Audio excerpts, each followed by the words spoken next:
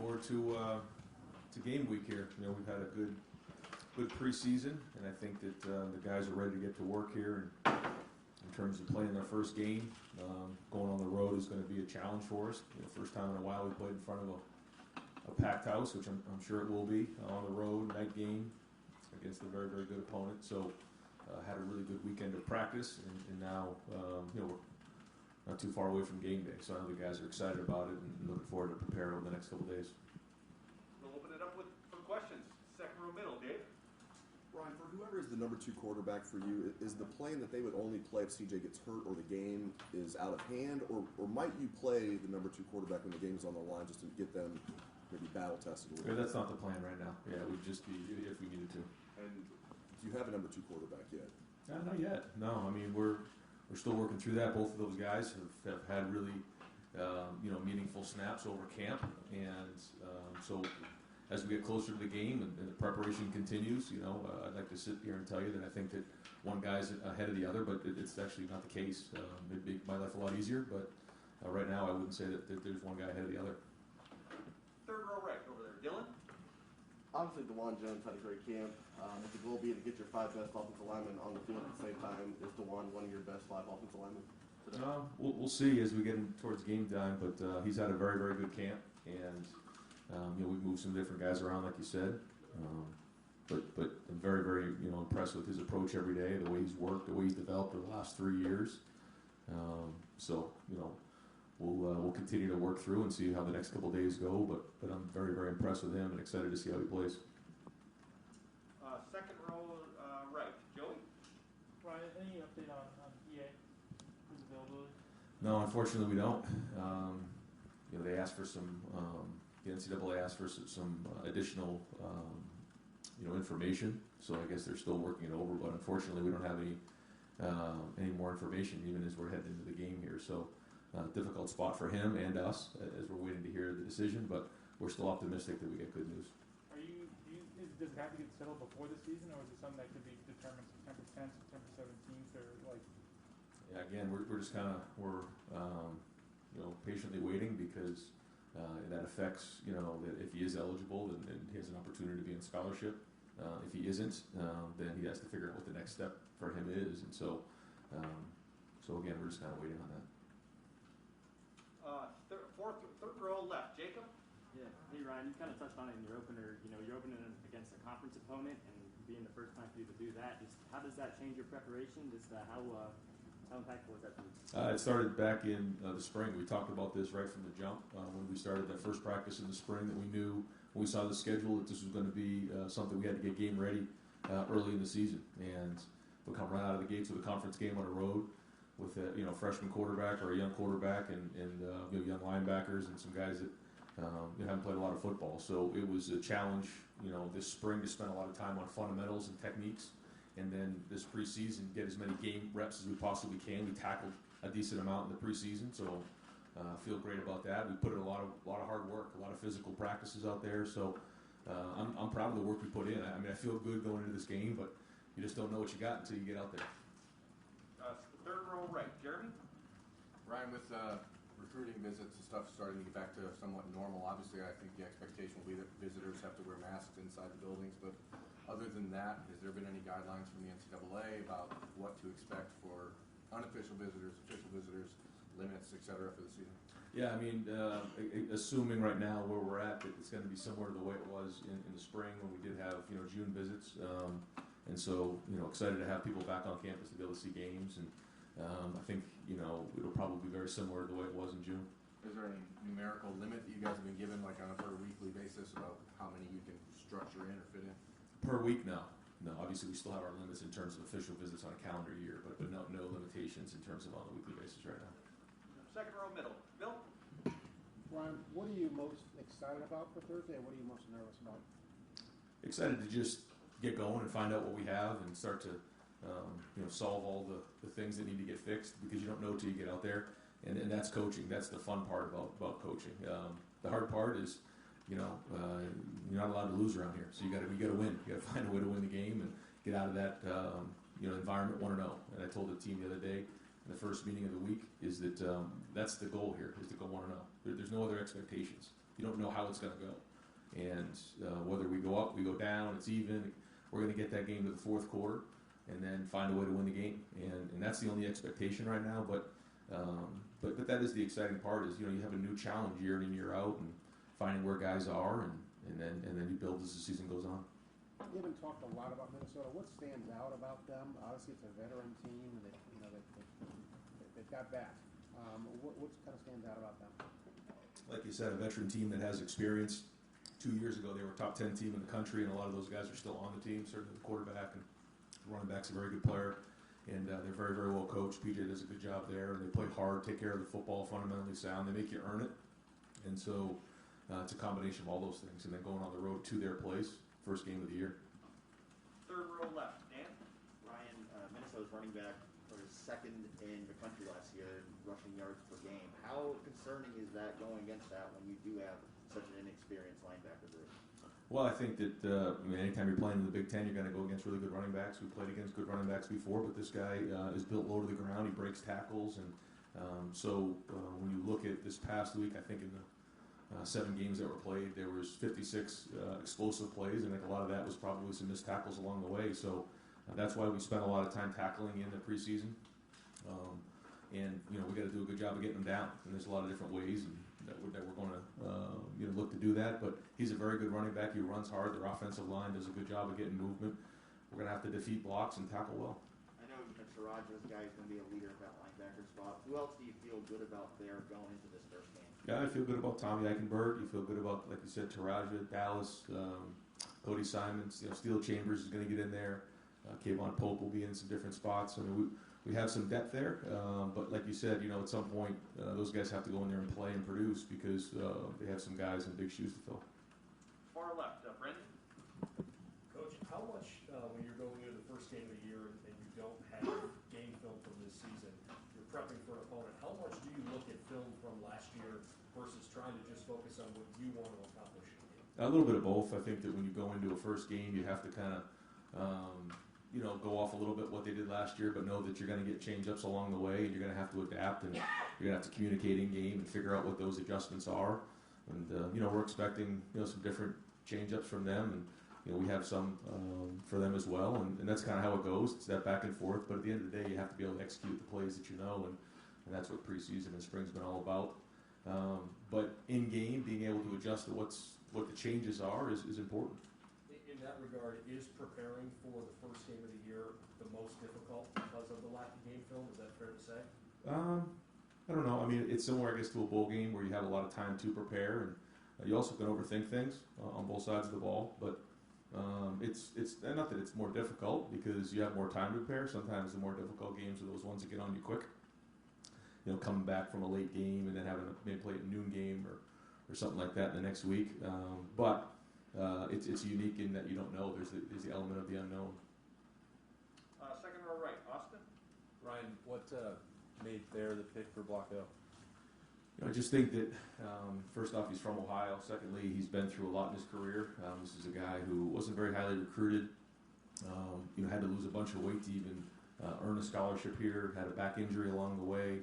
Overcame a lot of obstacles, and he's done everything the right way. He decided to come back for another year, and he just has the respect of everybody around here, and really exemplifies everything that Bill Willis stood for. And so, Jonathan Cooper, I thought, was the great first recipient of the Bill Willis Award, but I think that Thayer's going to do the same.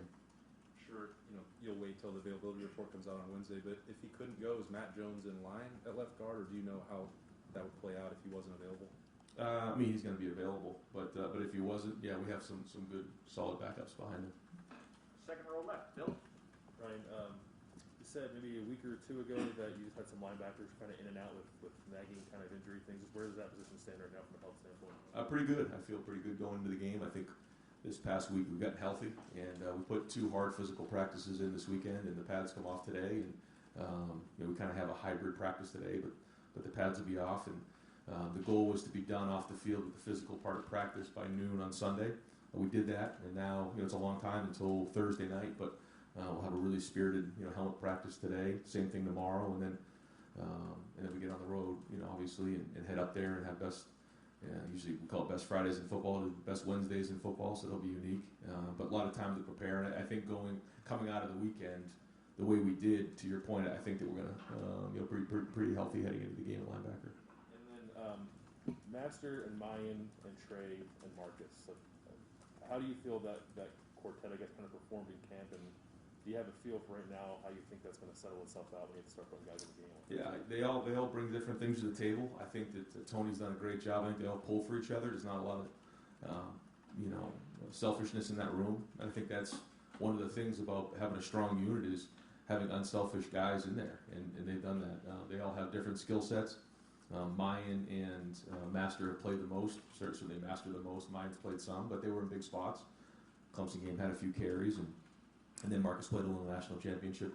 Trey's done a really good job as well. So, early on, the guys who have played a little bit will lean on them, but Trey's going to get in there quickly, and we'll roll those guys and kind of see how the game plays out a little bit. But we're going to play depth at that position. Right next door, Steven? I don't know if it's not a dumb way to ask this question, but there's always turnover in college football. But I mean, the top 3 teams in college football right now are turning over at the same time, pressing the reset button at quarterback. Is that a unique thing that you've seen in your coaching career to see this many teams have a reset button, basically? I think it's hard because really good quarterbacks leave after the 3rd year, so the turnover is almost every year, every 2 years, and that's a challenge. I mean, it really is a challenge to develop a young quarterback and bring him along, and there's just a lot of things along the way that they have to learn, and so. The minute you get them to where you want, they're off to the NFL. And, I think that a lot of programs share that same, not frustration, it's just the way it is. So we have to embrace that and continue to develop young quarterbacks. And that's a big part of it. But it's not just quarterbacks, it's a lot of other positions as well. Guys have the opportunity to move on, and then you have to just replace guys. And that's where recruiting is so important. So you can get frustrated with it, but the bottom line is you just have to adapt and keep moving forward. Does it lessen the challenge at all when everybody else is doing the exact same thing at the same time? Yeah, I mean, you see it, so you just have to continue to adapt to it and adjust the best you can, and that's why it's so important to come out of the gate strong and have a great preseason and become game ready early on and get out of the gates fast. Second row middle, Nathan. We had heard, on the quarterbacks, we heard that through that process you were kind of trying to rattle those guys a little bit, I guess, to sort of, see how they would respond to that. How much of that was for your pressure testing that you had to do to pick a starter, and how much of it was what a team would see from those scenarios and what they would gain from that? Yeah, I don't know who told you that, but if that's rattling them, wait till they get into a game and go 3 and out. It's hard to be quarterback around here, and so it's our job as coaches to make sure that the practice is a lot harder than the game. If you can survive practice, then the game's easy, and so we have to. It's like that at every position. You have to understand the consequences. It's not just, well, I'll just get the next play. Sorry, it doesn't work like that. And that's what competitive excellence is all about. So, that's our goal here and always has been, to make whoever it is, whatever position, practice harder than a game.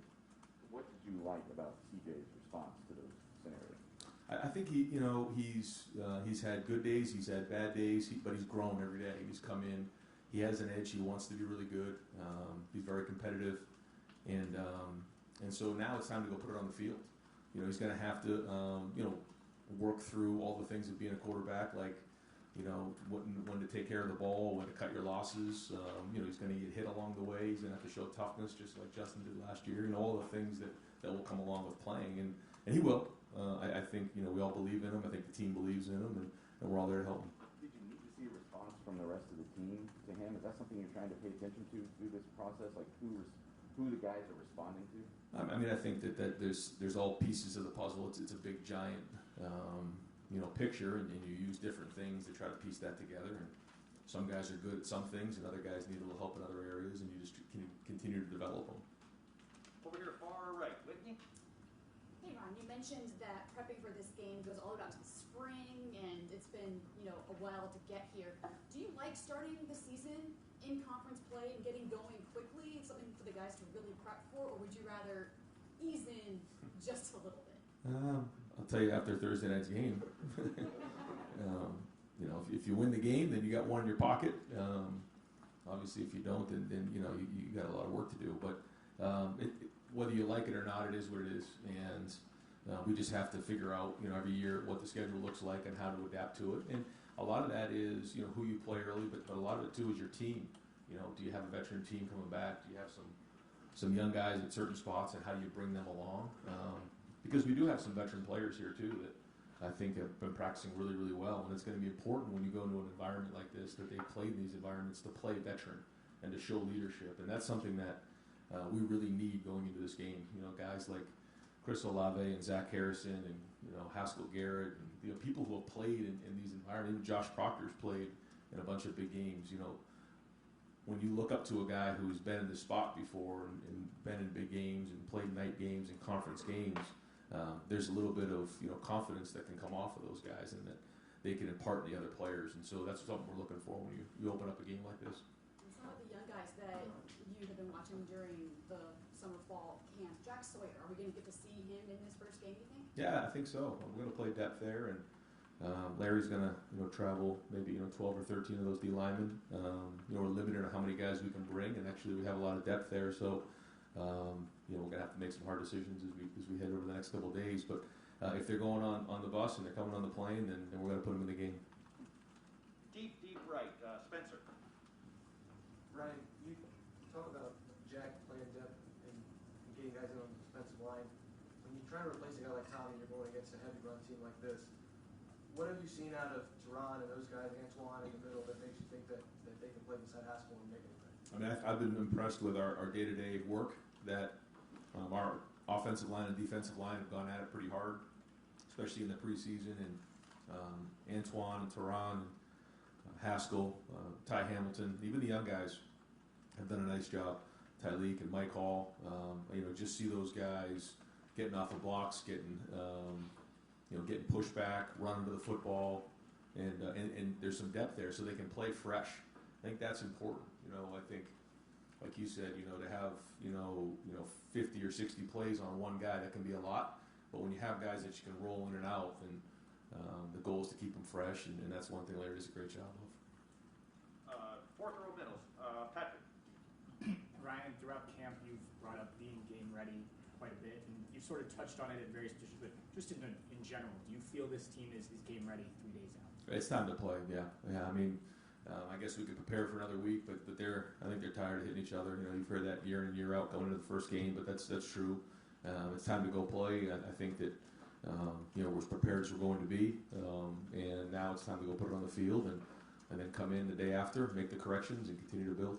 And we've talked about the secondary a lot throughout camp, but some of the younger guys, specifically Ryan and Legend, where are they in that process of filling that void kind of left by some of the guys that departed? Yeah, I mean, now how much they play, who knows? I think that's still yet to be kind of figured out as the game goes on. But they're going to play. They're going to be in the game. They've flashed at times. I mean, they're all still working on things to get better at, but they've done good things. And consistency is the key, especially with those two guys. It's like bringing home an A in math. You can do it. Now you got to do it all the time. And once they continue to do that, they're both going to be very, very good players. But they're going to get their opportunity in the game on Thursday night, and when they do, they got to make them count. Second row right, Tim. This is my question, but is the beard here to stay? It's not. No, it has to go probably in the next 24 hours. So I'm not going to coach with a beard. I'm too superstitious. So I'd like to. Tim, I thought long and hard about it. My wife and I have had a conversation about it, but I'm not taking that chance. So, especially starting with a conference game, beard has to go. Okay, cleared that up. Can you tell Josh Proctor and Seven Banks? I mean, what just has jumped out at you in this preseason? I'm not sure how much Seven has gotten to work, but I mean, what jumped out at you that these guys have played and you do expect them to take it to another level? Yeah, we're counting on that. I mean, these are veteran guys. Again, like I said, we've played in big games before. They've done big things. You think about, Seven and Brock. I mean, I can name probably 10 different plays that they've made in games. And so, we need those guys to step up, not only leadership-wise, but like you said, that veteran presence. So that's very, very important. And that's going to be, will only be as good as they can come along this season and show that, and make plays, and have that presence on the field. And Marvin Harrison Jr. and Miguel Kabuka and maybe Jaden Butler, if they played themselves into playing on Thursday night, I mean, what's are they in the rotation, I guess? Yeah, Momeka and Marvin for sure. Jaden, possibly get an opportunity. We'll see.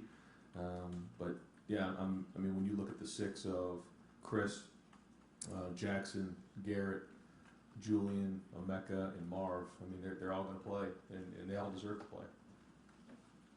And we'll close up, third row left, questions with Doug. Ryan, you said you told the guys it's about being 1-0, just getting through this game. But 2 years here, you guys made the playoff. Both years with you as head coach. Everybody here knows the expectations and the potential and the standard here. How do you just address that at this point in the season with anybody, with your team? Because they know they need to go 1-0, but they also know this is Ohio State, and you always have big goals. Yeah, because that's, you can't get anywhere down the road if you don't win this game. And so that has to be it. And it doesn't need to be perfect. It doesn't need to be, anything other than just a gritty win on the road. And you put that in the bank and you continue to build. It needs to be a start. And that's all that matters on this thing. And so we just got to stick together because you just don't know in the first game what's coming.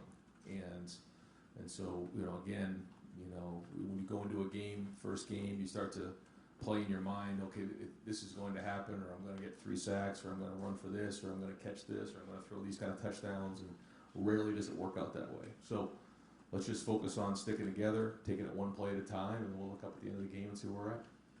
And again, this is like asking if you're thinking big picture when clearly you're trying to keep you guys focused. But for a guy like CJ, Justin, in his second year as a college football player, came here, and you guys made the playoff that year. He played really well. And JT Barrett, his second year as a college football player, was a starting quarterback for a team that made the playoff and won the national championship. Is there any once CJ's been the starter now, is there any context conversations you've had with him, or do you not want him thinking that way? It's just do your job. Yeah, because that doesn't really have anything to do with him.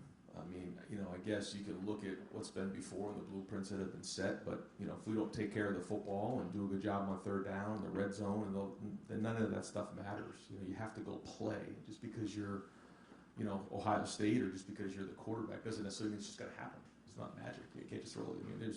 Minnesota's a very, very good team. PJ Fleck's a very good coach, and it's going to be hard to win this game. And our guys have to understand that. And they will. They do. We have their attention on this thing. We've been talking about this for a long time. A conference game right out of the gate, young quarterback. They got it. We have their attention on this thing. So we know it's going to be hard, and we're just going to continue, like I said, take it one play at a time. Again, it's cliche, but it's real. Because if you worry about what's coming next, then you're going to get distracted on what's now. Great. Coach, thank you very much.